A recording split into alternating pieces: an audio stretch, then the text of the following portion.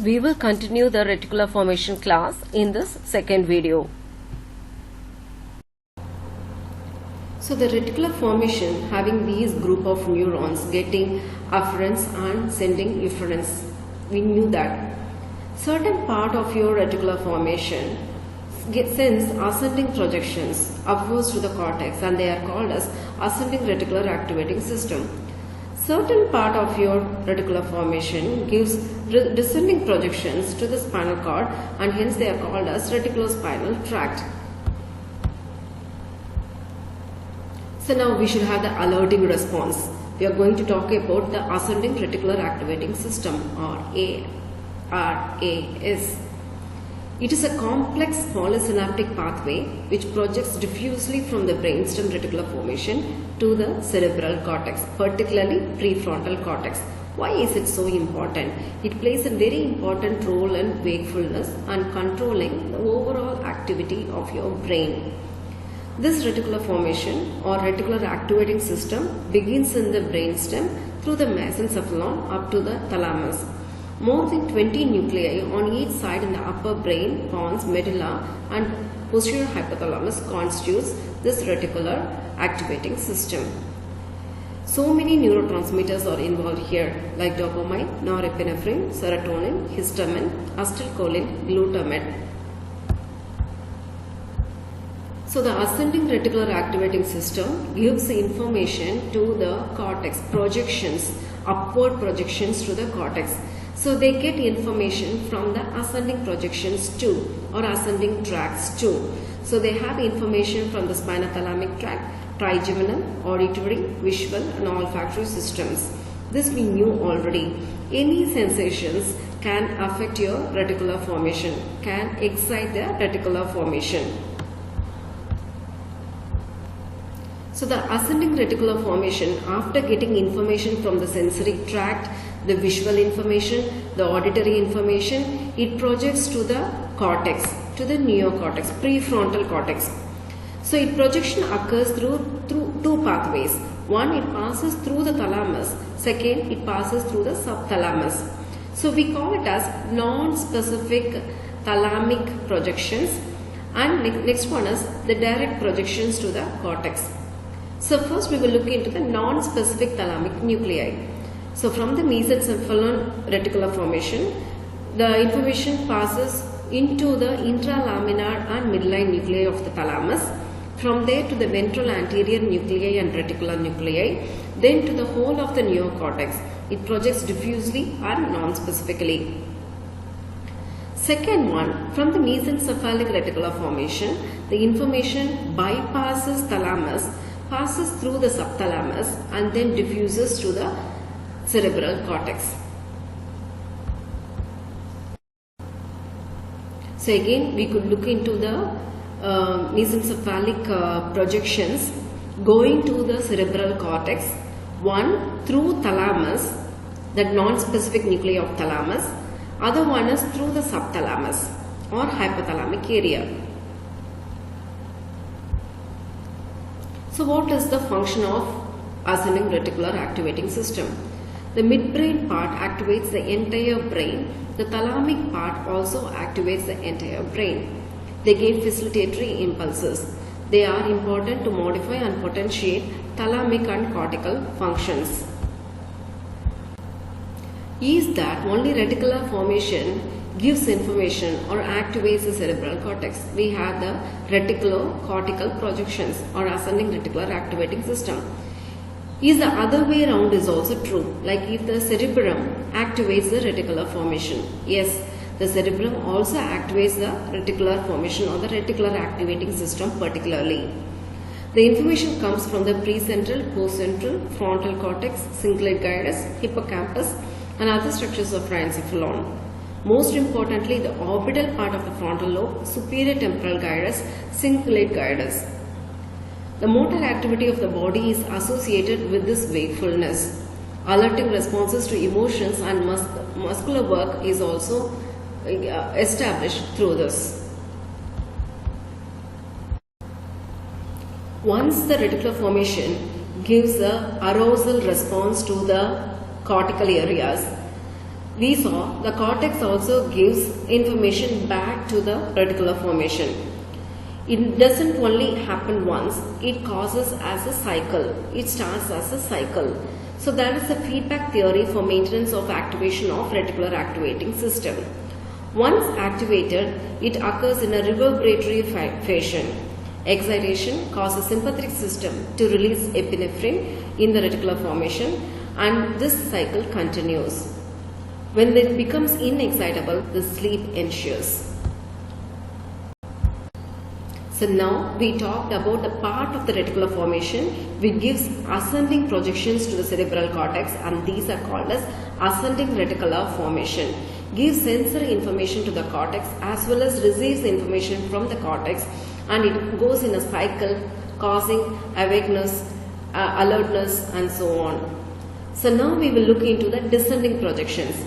The reticular formation, part of the reticular formation gives projections downwards to the spinal cord, and this is called as descending reticular system or descending reticular projection, or these are also called as reticulospinal tracts. So we have two functions for this descending reticular system. One is inhibitory function and another one is excitatory function. So we have inhibitory fibers and excitatory fibers. So the descending reticular system constitutes 1. Descending inhibitory reticular projection, 2. Descending facilitatory reticular projection. So first we will look into the descending inhibitory reticular projection. The ventromedial part of the reticular formation. This is inhibited by the cortical areas, which is inhibitory in nature. Also they give collaterals from the corticospinal, rubrospinal and other motor pathways. So in the descending reticular formation, first what we have is a medullary reticulospinal tract. This is a lateral reticulospinal tract, and the most important function is it sends inhibitory signals to the anti-gravity muscle or extensor muscles. It stimulates the flexor muscles of the trunk and the proximal limbs. This is also responsible for automatic breathing. So the most important function is it inhibits the gamma motor neurons of the spinal cord. So now we are looking into the descending facilitatory or excitatory reticular projection. So they come from the facilitatory area. This is present in the pons. This is pontine reticulospinal tract. This is also called as medial reticulospinal tract. They are excitatory. They give excitatory impulses to the gamma motor neuron of your spinal cord. So these facilitatory impulses causes increased gamma motor activity. They also stimulate the alpha motor of your spinal cord, it increases the activity of your anti-gravity muscles. So this causes natural spontaneous excitability. So increased extensor muscle tone, increased discharge from the muscle spindle, inhibition of flexor responses occur here. So what is the final outcome? Powerful excitation of the anti-gravity muscles occurs throughout the body. This helps, for example, a standing posture.